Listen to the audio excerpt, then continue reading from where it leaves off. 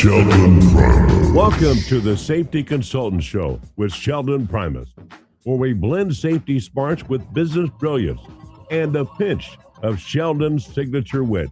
Whether you're a safety pro, a fresh-faced consultant, or just safety curious, get ready for a show that'll educate, entertain, and elevate your safety game.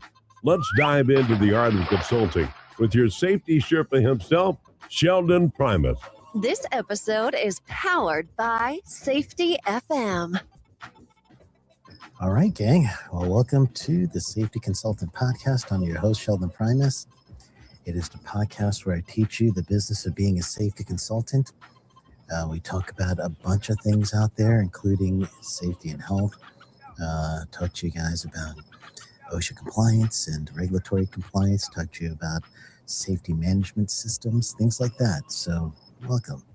Teach you the business of being a safety consultant as well. That's what we do. And we get some interviews every now and then. This week is not one of those. This week is a week where you guys got me, and I am doing a solo episode. I am in Laverne, well, actually just outside of Laverne, Minnesota, and I'm currently in Magnolia, Minnesota. Look that one up. Population of 222 people. It's kind of cool. Literally, I just had to drive into the next town to get some soda. Now think about how small that is, right? I love little towns in America. That's the fun part about being a full-time RVer. We get to experience stuff like this, and not too many people get to see, towns like this. And I talked to Jill James, who's literally from Minneapolis area, and now she moved. But I asked her, and if you guys don't know that, I've had a bunch of episodes with Jill already, so you can look through previous episode with Jill James. She is, I think it's Vivid Learning, but HSI is the organization she's with. She's the senior safety. I really forget. But anyway, I just was texting her and just telling her where I was, and she's like, "Where is that?" Even those people that are in Minnesota area aren't too familiar, but it's a pretty cool little town. It's literally giving you guys an episode where I could see through the tree line here a soybean farm, and there's a corn farm right next to it over there. So there you go. Life of being on the road. But that's not this episode. This episode is not telling you guys about all the things that I'm around. This episode is a one that I'm kind of revisiting. I was looking back to some of my older episodes, and I have not talked about this one a little bit, and I am going to revisit episode, give me a moment here, episode 106. So it was way back in the Wayback Machine, February 15th, 2021. And the episode was entitled 5 Tips to Be the Favorite Instructor. 5 Tips to Be the Favorite Instructor. So the 5 tips is: number 1, know your material inside out.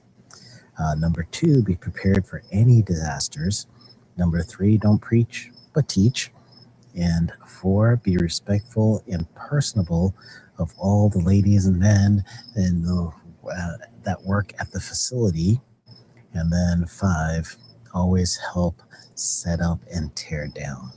That's a sneaky one. Not everyone does that, but it is truly the best way for you to be the favorite instructor, for you not to look like a diva when you show up in a place to teach.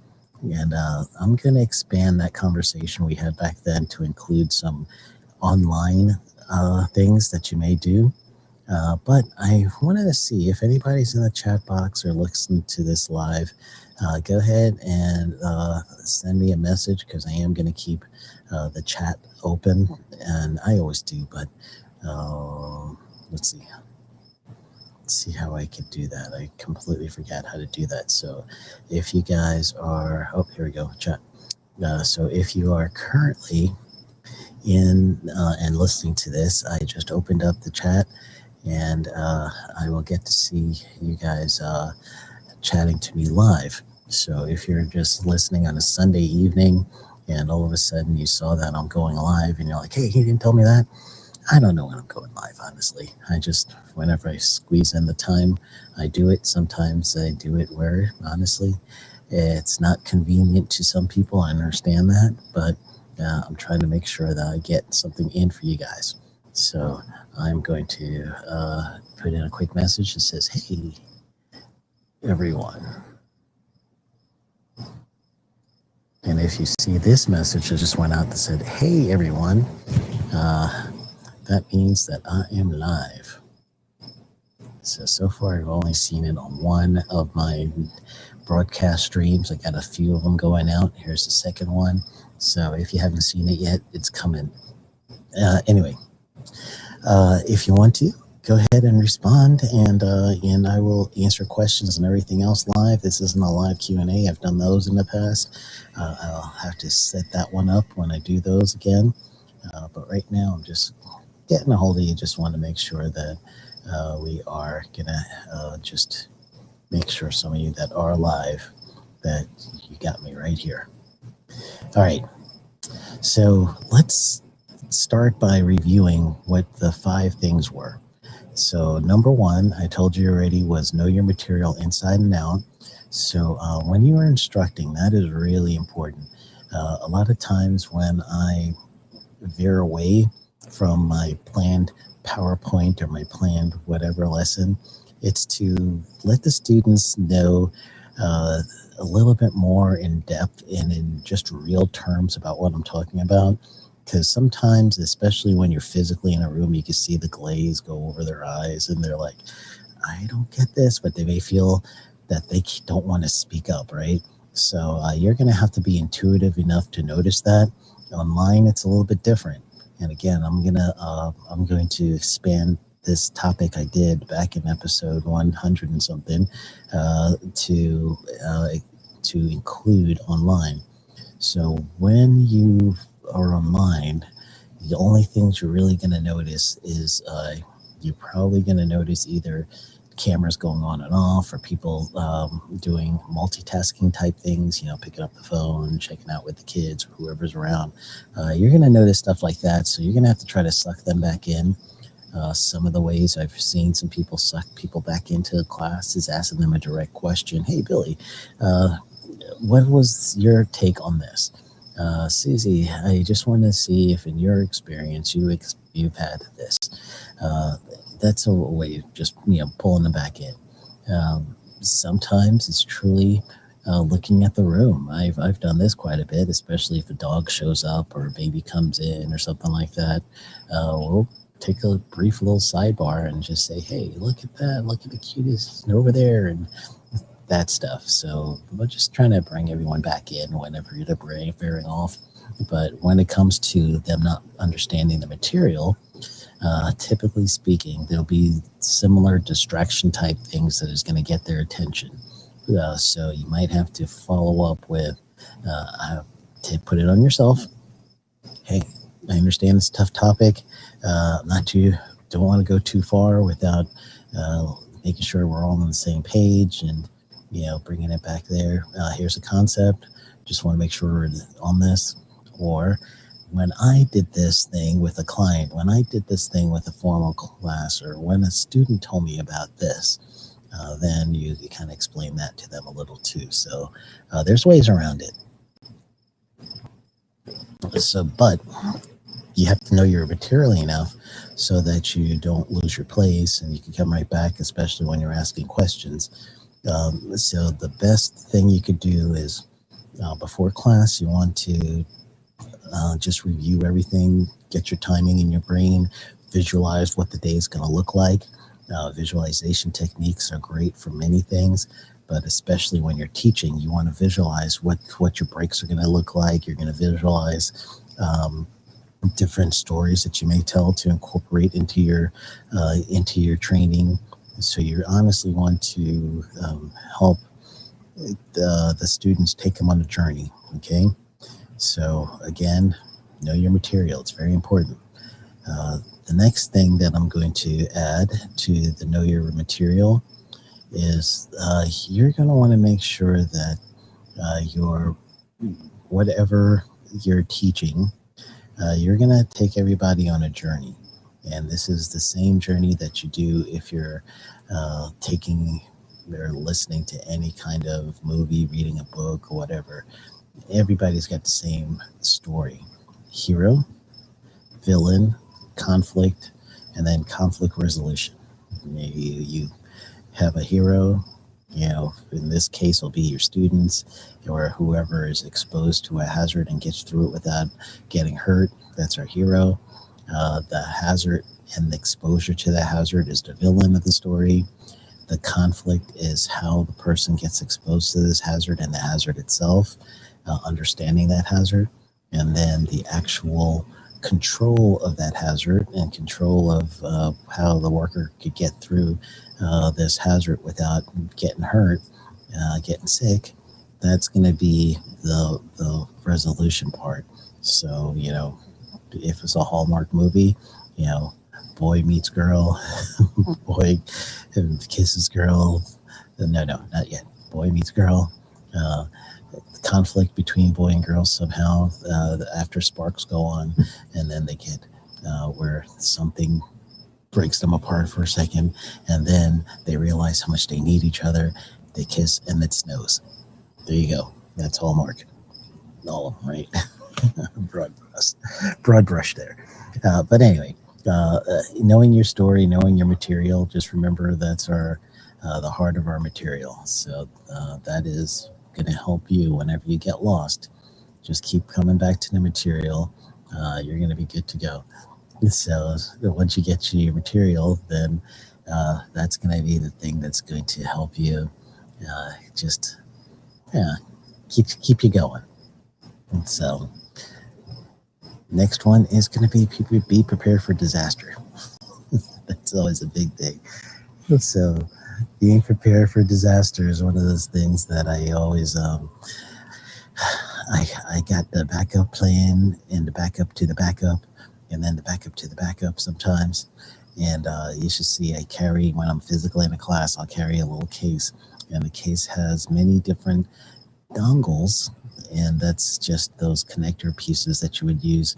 So if I had a HDMI and then I only had a USB port, then I have a connector that's one side HDMI, one part USB, USB-C, all kinds of stuff. So make sure that you carry some backups to what you have so that you could have some flexibility. Another thing for your backup I would always add is a long HDMI cord, because if you're physically in a room, sometimes the TV or whatever is set up for you is a little further than where your computer station is. So if you have a long cord, you could get out there and you can get to it pretty easy. But that's just one example. There's many other things. I've brought my own lighting before. I've had tables that I would have for myself. I've had my own palm. It's the size of your palm, but it's a presenter, one of those projectors, excuse me. I've actually carried a separate computer too. So I've had a Surface Pro, and then my actual big computer. So if something happened to the big computer, I had the little one. Then also a hotspot, and the hotspot's really good to have. So just in case you can't get on the internet, or it's really technical with the IT person to get on your internet, then I do the same thing. I just use my own. So backup to a backup. That was number 2. Just truly be prepared for any kind of disaster that you want. Leave early enough to get there, half hour minimum. Some of you people are an hour ahead, just fine. So that's another thing you got to be prepared for, is traffic and things like that. So that was my tip for number 3. Number 2. Number 3 was don't preach, but teach. I have heard many safety professionals make people feel like they're sitting in church, and you must do this and you must do that, and OSHA standard says this and this, and they're just throwing around those standards like crazy. That's going to lose people, and what will happen is there'll be a disconnect between what you're saying and then what they're seeing in the practical world and in the field. So if you are throwing over those OSHA standards, or you're preaching about PPE and policies and procedures. That's a good way to get some good sleep for your students. They're going to tune out. They're going to put on their glasses or sit in the back because nobody needs that. So what you're going to end up doing is you want to make sure that you draw them in as best as you can. And that's going to be through stories. It's going to be through real world situations. You're going to want to make sure that those people that are sitting in there with you, that honestly, you want to keep them engaged somehow so that when they get out of class, they actually feel like they had fun as opposed to felt like they're in trouble. Okay, so do your best to incorporate fun. Don't think about your. That's another reason why you want them to know your material. If you keep wanting to go read your PowerPoint, read it. That's one of the things you're going to lose people. I hardly ever read my PowerPoints. Dead stop. Hardly ever do I read my PowerPoints. Usually, even with my OSHA classes, I have to. I leave it up for them to read, and I refer to the heart of what this thing is saying. So that's the way that I do it. And so that is the mindset. All right. So number one, we talked about so far. Know your material inside out. Number two, be prepared for any disaster. Number three, don't preach, but teach. And then number four, it's the sneaky one, being respectful and personable to everybody that's helping you. The best way to think about this is you're coming into someone's house. So you want to make sure that the training room looks good after you leave. You want to make sure that the chairs are all pushed in. You want to make sure that you erase whatever you wrote on that board and clean it up so the next person doesn't have to see what you got up there. So no one's a diva. You're going to want to make sure that the people who are taking your class, that they get good material, but your time doesn't end when they leave. You want to make sure that you be a good steward of your training location so people will want to have you come back. So if you're leaving the place a mess, or you're losing things or breaking things or whatever, that's a sign of disrespect for that training site. So you really want to leave that training site the best way you can, even better than you get there sometimes. Also, you might want to bring your own stuff too, because sometimes in training rooms, this is partly part of the backup to backup stuff. Dry erase markers, your eraser, and magic eraser. Amazing. It works really well on dry erase boards. So I bring all that stuff. So be courteous, be respectful. If you're going out to lunch, hey, you guys need anything? Stuff like that. They'll love to have you back. And then number 5 is always help setting up and tearing down. That's what I mentioned with number 4. I kind of put them together. So my new number 5 is going to be for you online people. When you're teaching online, you're doing a webinar or a seminar, do your best to include the audience and make them feel like you're talking to them. So you could use your chat box as much as you can and give them permission to do that. So in the very beginning, trying to just tell them that you're going to use the chat box as if they're talking to you. And that's what I did today with you guys. And also you want to make sure that they understand that they may not have to unmute. Some people just don't like to do that. So if you don't like to unmute, that's okay. What I'm going to do is I'm going to allow you to speak by chat. And then in that way, I will know that when you're chatting to me on the chat box, I'm going to respond to it in real time as if you're talking to me. And that makes it a little bit easier for them.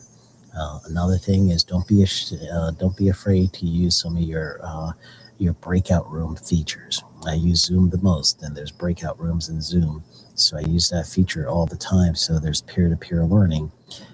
That's great. It gets the students to really start learning together. And it's a really good way to break up the day as well. And there's also game shows that you could use for testing. And Game Show Pro is the one that I use with learningware.com. So if you do learningware.com, W-A-R-E, learningware.com, set up a demo with Dan and tell him that Sheldon sent you, and he's going to give you $500 off of that program. And typically what I use it for is the class will scan a QR code, and this is online. So they'll scan that QR code, and then they'll get into a gaming room. And once you're in the gaming room, then we start an actual session of an all-play game. There's a bunch of other games, but I've only used all-play so far. Love it. And students like it too. So I'll do a question, A, B, C, D, and on their phone, they can answer it. And then they lock in their answers. And then I read the answer, and then I could tally up who's winning and who's leading, and if there's teams I could do that. And there's also a component where you could do a raffle if you want to. In person, I used to carry, and I don't do as much in person, but I used to carry a whole bunch of dollar scratch off tickets. That'd be an awesome raffle type prize. So give away one of those dollar things. And you can do that online and in person, the learningware.com. And just again, set up a demo, tell Dan that you heard it on the podcast, and he will give you $500 off. So not too shabby. Now, that is truly what I really want to go over with you guys, and an update to being the favorite instructor, tips about that. Again, you're going to know your material. You want to make sure you're prepared, have your backup be in a backup to your backup. Don't preach, but teach. Be respectful to the room and to the people, and then be engaging when you're online. That's the one I threw in. That's extra. So when you're online, you want to truly try to be engaging. You want to give your experience. You want to make sure you bring the class in with you on this journey as best as you can. That's the way that you're going to do that, okay? To be a good instructor. So that is this episode for the week. And honestly, thank you guys for being here with me. And if you have not, you'll see down on the ticker, there's safetyconsultantblueprint.com. If you're interested in starting your own safety consulting business, I created a course for you guys to know, step by step how to do that. So just go to safetyconsultantblueprint.com and sign up. It's a self-paced course, so you don't have to worry about certain times or anything. You do it when you can. And for those of you that are ready for the next stage and you're ready for some coaching, then go ahead and go to sheldon.coach, and just there's a little intake form. And honestly, that's just to help me understand where you are right now. So the ticker is on there right now. So just visit sheldon.coach, and let's see if we can get your coach together, right? So that is it for this week, guys. Good information, I guess. Go get them.